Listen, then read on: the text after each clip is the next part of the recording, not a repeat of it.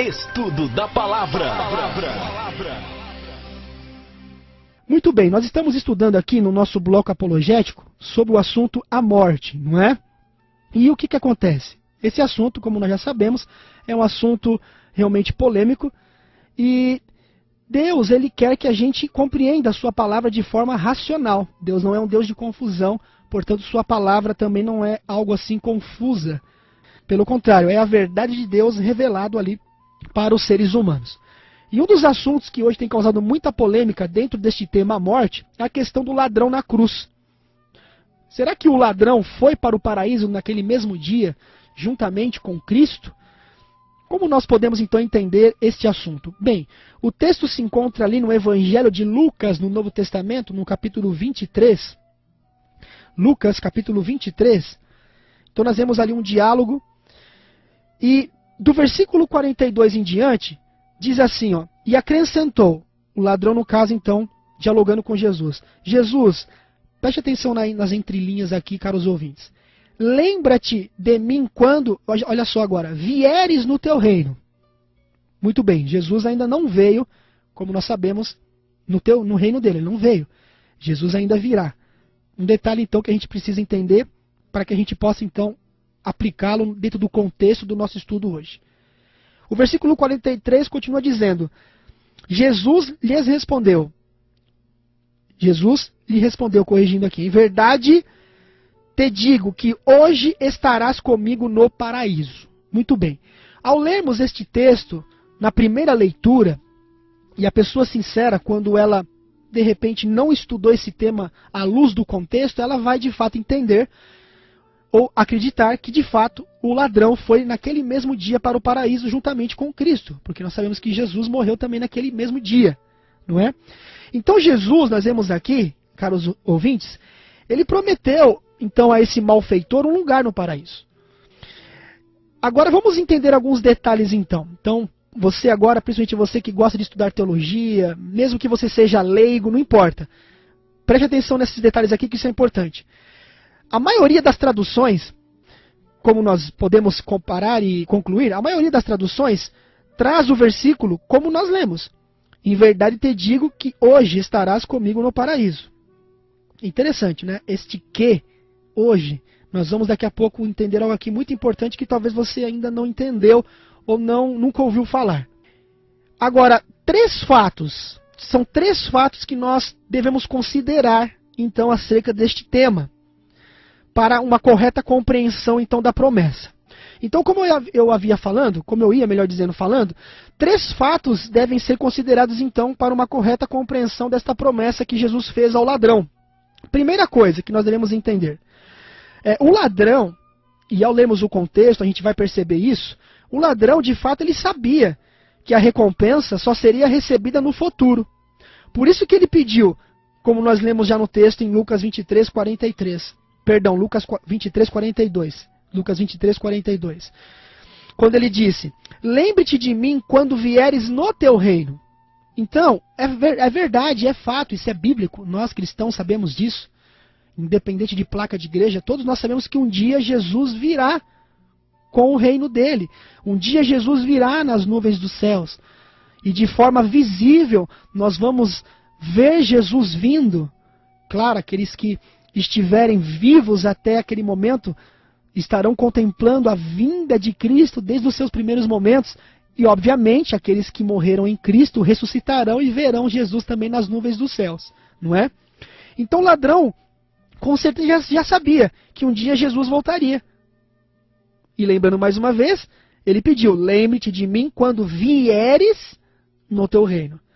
Lucas capítulo 23, versículo 42.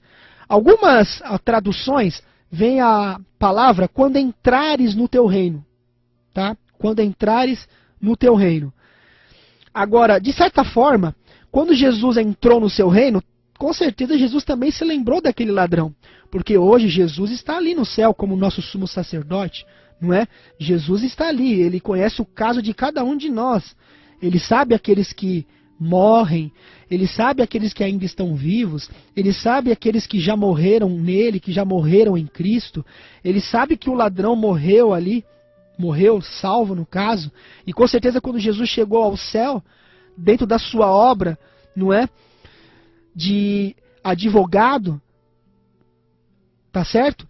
E dentro também de um processo onde ele vai analisando o caso de cada um de nós, porque obviamente que ainda hoje nós podemos ou nos afastar dos caminhos de Deus, ou continuar nos seus caminhos, portanto ele sabe se a gente ainda está cometendo um pecado, se a gente se arrependeu de tal pecado, se a gente confessou tal pecado, como anda a nossa vida. Então nesse processo Jesus com certeza já se lembrou deste ladrão. Se lembrou deste ladrão. Então, mesmo que algumas traduções venham, não quando vieres no teu reino, mas quando entrares no teu reino, não tem problema algum, porque lá no céu, onde Jesus já está hoje, ele também se lembrou já deste ladrão com toda certeza.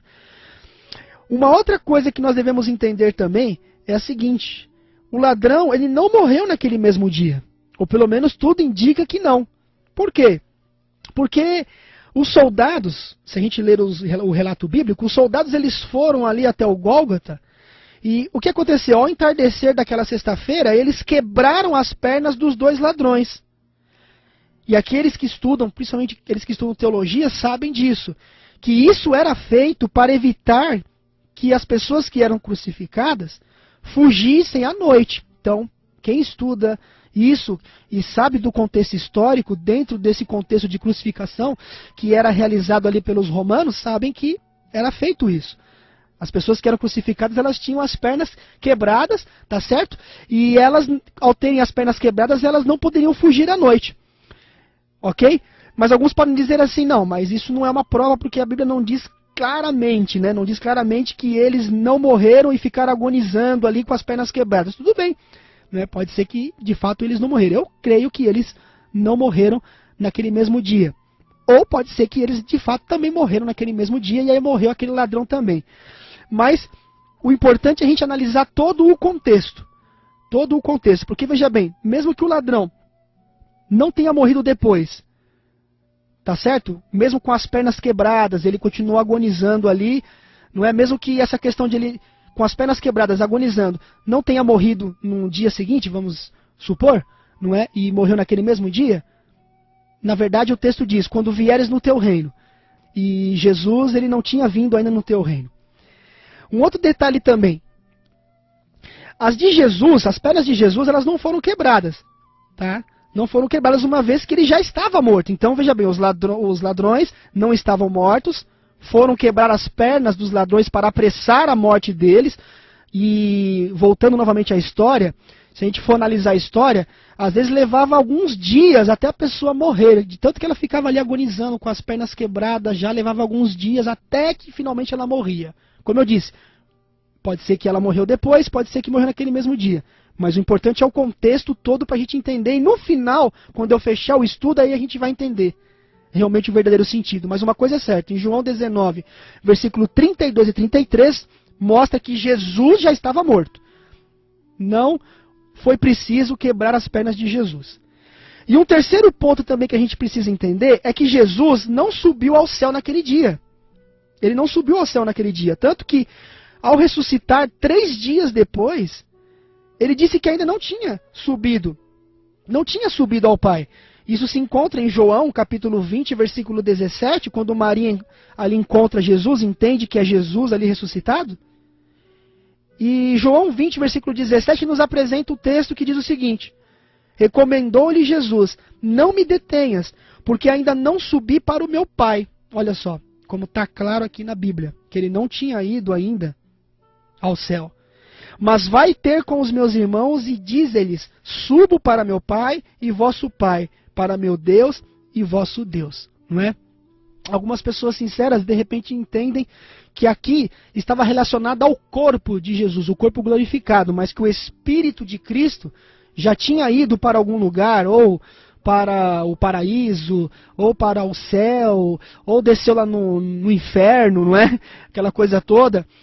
Mas a gente já estudou aqui, por isso que é bom a gente, né, a cada programa, ir ligando o quê? Um elo da corrente com outro elo, porque é uma corrente de entendimento, é uma corrente de assuntos aqui tratados.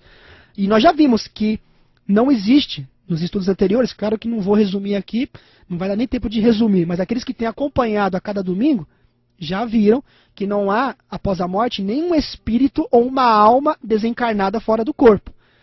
Então, quando Jesus morreu, ele ficou na sepultura, ele ficou ali descansando, e ele depois ressuscitou. Maria tentou, então, tocar em Jesus. Jesus disse claramente, não me detenhas, porque ainda não subi para o meu Pai. Ele poderia ter dito, por exemplo, Maria, não me detenhas, porque eu, com a minha carne glorificada, ainda não fui ao céu. Meu espírito já foi, mas a minha carne ainda não foi, não é? Então é algo realmente para se pensar. Então, a gente precisa entender isso, que ao ressuscitar, 3 dias depois, ele disse que não subir ao Pai, como nós já vimos aqui claramente. Agora, a questão toda, para a gente entender o contexto, porque, como eu disse, alguns entendem, por exemplo, naquela questão de quebrar as pernas dos ladrões, pode ser que eles morreram num dia depois, ou 2 dias depois, ou 3 dias depois, ou morreram naquele mesmo dia, não é? Mas, enfim, mesmo toda essa questão de espírito, vamos supor, que realmente a Bíblia apresentaria um espírito fora do corpo que vai para algum lugar, ou uma alma fora do corpo que vai para algum lugar.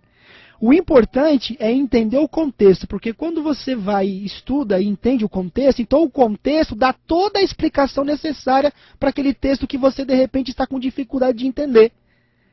E agora nós vamos falar de um ponto que vai então dar realmente um checkmate definitivamente neste assunto, ou seja, nos mostrar realmente a verdadeira ciência acerca deste tema, ou como entendê-lo na sua verdadeira luz. Por exemplo, o verso 43, se a gente pegar a partir do original grego, e nós sabemos que o Novo Testamento ele foi escrito em grego, né? Então os professores de teologia, os leigos que estudam teologia, ou aqueles que gostam, sabem disso. Que se nós pegarmos então a partir do original grego esse texto, ele seria exatamente assim, ó, veja bem, sem pontuações e sem vírgulas, tá? É um fato, tá? Não tem como a gente dizer que não é, porque é fato, um fato verídico, que nos originais, nos manuscritos originais, não existiam pontuações e nem vírgulas, não existiam. É uma coisa que não tem como a gente fugir disso. Ou a gente aceita, ou a gente então está negando, nós estamos negando então a veracidade dos fatos. Então, a partir do original grego, sem pontuações, sem vírgula, o texto seria assim. Eu vou até ler, como não tinha vírgulas, não tinham pontuações, eu vou até ler de uma forma como se eu estivesse lendo direto, assim, sem pausa, porque não tinha nem vírgula. Então seria assim, ó.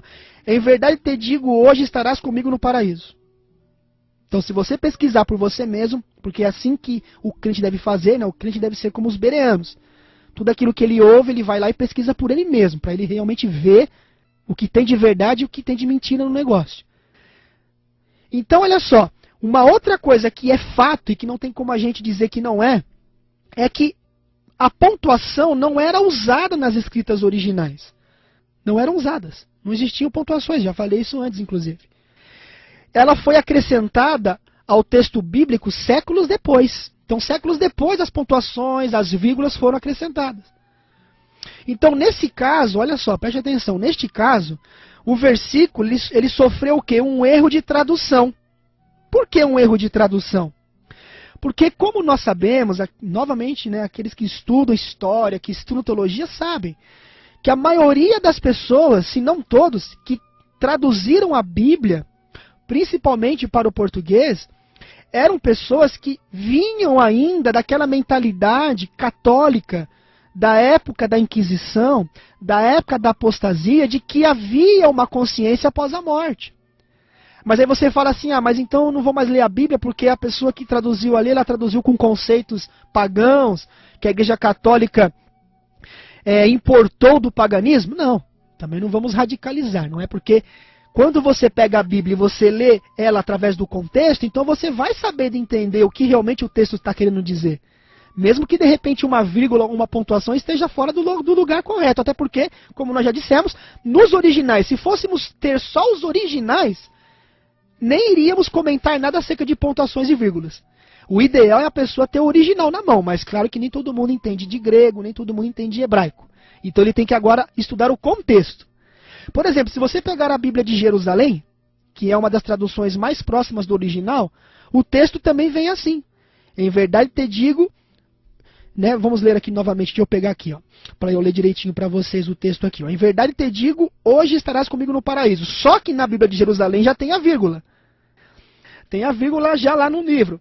Então isso é importante. Tanto que diz assim, em verdade, vírgula, eu te digo, vírgula, hoje estarás comigo no paraíso. Mas há um outro detalhe que nós precisamos entender. Um outro detalhe, preste bem atenção agora. O tradutor, então, ele entendeu que deveria acrescentar a conjunção. A conjunção que? Olha só que interessante. Na Bíblia de Jerusalém, como eu disse, que é uma tradução bem próxima do original, já não vem o que, porque nem o que existia nos originais. Tem a vírgula aqui, embora não existisse vírgulas e pontuações também nos originais. Agora, o que, a conjunção que não existe nos originais, também não foi colocada, pelo menos na Bíblia de Jerusalém. Mas é aquela coisa, né? Tá, mas uma Bíblia então tá assim, outra Bíblia tá assado. Vamos então no contexto. Vamos ver o contexto. Então, o tradutor entendeu que deveria acrescentar a conjunção que antes do advérbio de tempo hoje. Para fazer o quê? Para clarear a sentença. Por quê? Como nós dissemos, o tradutor ele tinha a ideia de uma consciência após a morte que ainda vinha importada pela Igreja Católica lá na época. Não é que a Igreja se apostatou e importou isso do paganismo.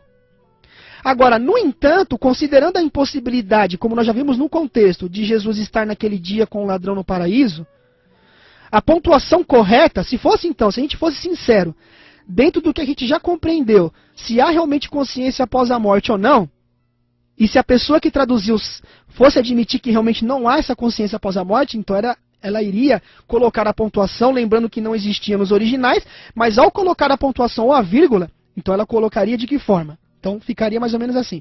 Em verdade te digo hoje, vírgula, estarás comigo no paraíso. Então já ficou uma coisa para o futuro. Te digo hoje, hoje que eu estou derramando meu sangue, hoje que eu estou agonizando na cruz. Em verdade te digo hoje, vírgula, estarás comigo no paraíso. Então, com certeza esse ladrão ele ressuscitará por ocasião da volta de Jesus. E então ele irá para o paraíso. Alguns até entendem que este paraíso está debaixo da terra. Não é? Mas a Bíblia ela não dá nenhuma base clara e sólida para isso. O importante é entender, primeiro, que não há consciência após a morte, que não há nenhum espírito ou nenhuma alma desencarnada fora do corpo após a morte, que nos originais não existiam pontuações e vírgulas. Como é que eu sei então que o ladrão não foi para o paraíso, sendo que nos originais não há pontuações e vírgulas e a pessoa colocou a vírgula por conta própria de acordo com a ideia que ela tinha acerca da morte? Como é que eu sei? O contexto. E o que o contexto me diz? Quando Maria foi tocar em Jesus, Jesus disse, não me detenhas, pois ainda não subi para o meu Pai. E o ladrão disse, lembra-te de mim quando vieres no teu reino. Ah, mas em algumas traduções vem entrares no teu reino. Não tem problema. Jesus lá no céu, ele lembra de todos aqueles que morreram. E quando ele vier, a sua voz chamará todos aqueles que dormem na sepultura. Que Deus te abençoe. Que a paz do Senhor Jesus esteja com cada um de nós. E que nós, por nós mesmos, sem permitindo que a mente de outro homem venha servir de juízo para a nossa mente. Que nós mesmos examinemos por nós as Escrituras e os fatos. E Deus irá nos mostrar a verdade.